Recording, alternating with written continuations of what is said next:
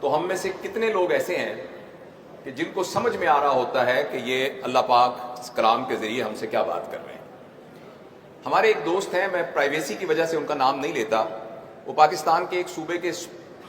Chief justice retire ہوئے تھے،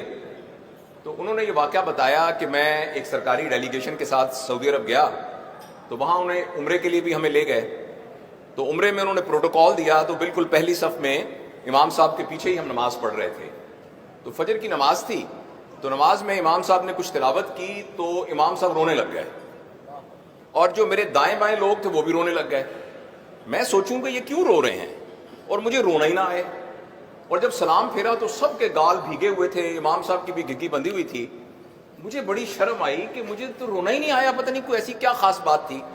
تو میں نے ساتھ والے سے پوچھا، اس نے کہا آپ نے سنا نہیں جب انہوں نے کہا تھا وَامْتَازُوا الْيَوْمَ أَيُّهَا الْمُجْرِمُونَ، تو اس پر امام صاحب کی رونے لگ گئے۔ تو اس نے کہا اس کا کیا مطلب ہے؟ انہوں نے کہا اس کا مطلب یہ ہے کہ قرآن کی آیت ہے جس میں اللہ پاک کہیں گے کہ آخرت میں سب لوگ اکٹھے ہی ہوں گے بیٹھے ہوئے، تو اچانک اللہ پاک یہ کہیں گے کہ اے مجرموں آج تم الگ الگ ہو جاؤ، تو ایک دم ایک دیوار گرے گی اور کچھ لوگ ادھر ہو جائیں گے، کچھ لوگ ادھر ہو جائیں گے، تو اس بات کا خوف ہوا کہ ہم کہیں دیوار کے پرلی طرف تو نہیں ہوں گے۔ تو وہ جو چیف جسٹس تھے نا، وہ کہتے میں اس وقت تو نہیں رویا، لیکن اپنے کمرے میں آ کے میں نے دیوار پہ سر مار مار کے رویا کہ میں نے قانون کی اتنی کتابیں پڑھی ہوئی ہیں، لیکن مجھے اس بات کی سمجھ نہیں آئی کہ اللہ پاک نے قرآن میں کیا کہا۔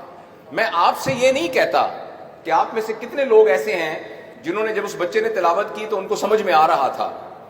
ہم میں سے کتنے لوگ ایسے ہیں کہ جب انہوں نے کہا والتین والزیتون، قسم ہے انجیر کی، قسم ہے زیتون کی، وطور سینین، اور جو طور سینا کے پہاڑ کی، بہذا البلد الامین، تو ہم میں سے کتنے، اور انسان کو بہترین خلق سے پیدا کیا، تو ہم میں سے کتنے لوگوں کو یہ بات سمجھ میں آئی تھی کہ اس طرح کی عجیب ڈیفرنٹ قسم کی قسمیں کھانے کے بعد اللہ پاک نے یہ کیوں کہا ہے؟ البتہ یہ بات میں آپ سے تو نہیں کہتا کہ آپ ہاتھ کھڑا کر کے بتائیں کہ کتنے لوگوں کو یہ بات سمجھ میں آ رہی تھی۔ البتہ پچھلی حکومت میں ایک دفعہ اسلام آباد کے کنونشن سینٹر میں نوجوانوں کا ایک سمپوزیم پچھلی حکومت نے بلایا تھا، تو مجھے بھی انہوں نے ایک اسپیکر کے طور پہ بلایا تھا، اور موضوع کی نوعیت ایسے تھی کہ تمام نوجوان تھے 4500۔ میں نے ان سے پوچھا کہ آپ میں سے کتنے لوگ ایسے ہیں جنہوں نے کم از کم ایک دفعہ قرآن کو مفہوم کے ساتھ پڑھا ہوا ہے؟ آپ یقین کریں کہ وہ 4500 جو کہ پوسٹ گریجویٹ تھے، پی ایچ ڈی بھی تھے، ان میں سے ایک بھی ہاتھ کھڑا نہیں ہوا۔ تو مجھے ابھی بیٹھے بیٹھے یہ خیال آیا کہ میرے بہت ہی پیارے دوستوں، بہت ہی پیارے بھائیوں، تھوڑے ہی عرصے کے بعد ہم نے اس دنیا سے چلے جانا ہے، اور اللہ کے سامنے پیش ہو کے ہم نے جو کچھ اس دنیا میں کیا ہے اس کا حساب دینا ہے۔ اس حساب میں ساتھ حضرت ابو بکر صدیق بھی حساب دے رہے ہوں گے، حضرت عمر، حضرت علی بن ابی طالب، حضرت عثمان، صحابہ، یہ سب حساب دے رہے ہوں گے جنہوں نے اپنی پوری، اور میں اور آپ بھی وہاں کھڑے ہو کے اللہ کے سامنے حساب دے رہے ہوں گے۔ آج کی اس تقریب میں میرے خیال میں آپ سے دست بدستہ گزارش کرتا ہوں، ٹیک ہوم میسج یہ ہے کہ آپ کے بچے کے ایف ایس سی میں نمبر نہیں آئے، اس بات پر گھر میں 10 دن سوگ ہوتا ہے، تو اس بات پر بھی سوگ ہونا چاہیے کہ میرے بچے کو تو قرآن کا پتہ ہی نہیں ہے۔ بچے کو کیا، مجھے بھی نہیں پتا۔ میں ایک جگہ کا بڑا افسر ہوں، میں بہت مالدار ہوں، میری بڑی پراپرٹی ہے، میں نے ایک دفعہ بھی قرآن کو مفہوم کے ساتھ نہیں پڑھا۔ آپ حضرات کچھ لوگوں کا تعلق آرمی سے ہے، آپ ایک ایکسپیڈیشن کے لیے کوئی بھیجیں اور ان کو ایک مینول دیں جس میں سارا روڈ میپ ہو، اور وہ آپ کا جو بندہ ہے وہ وہاں جائے اور جا کے وہ روڈ میپ ہی نہ کھولے۔ تو اس طریقے سے اللہ تعالیٰ نے اس دنیا میں ہمیں بھیجا تھا کہ ہم یہاں آ کر لارجر دین لائف کوئی کام کر کے جا سکے۔ نبی کو مثال کے طور پر بھیجا اور ایک مینول بھیجا۔ میں آپ سے صرف گزارش کرنا چاہتا ہوں کہ میں کوئی عالم نہیں ہوں، کوئی لمبی چوڑی آپ سے کوئی مذہبی گفتگو نہیں کر سکتا، صرف یہ گزارش کرتا ہوں کہ آج سے ایک عہد کر لیجئے کہ آج سے، کل سے نہیں، آج سے گھر کے تمام افراد کو اکٹھے کر کے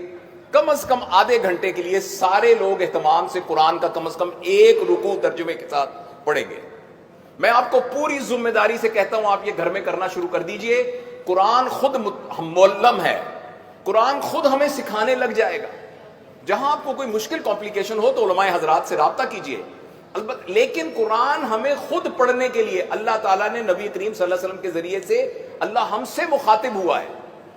تو اس کے لیے میں آپ سے یہ گزارش کرنا چاہتا ہوں۔ اس پر البتہ میں اپنے دل کی تسلی کے لیے اور اپنے آپ کو بھی میں کمٹمنٹ کرنے کے لیے یہ ضرور کہوں گا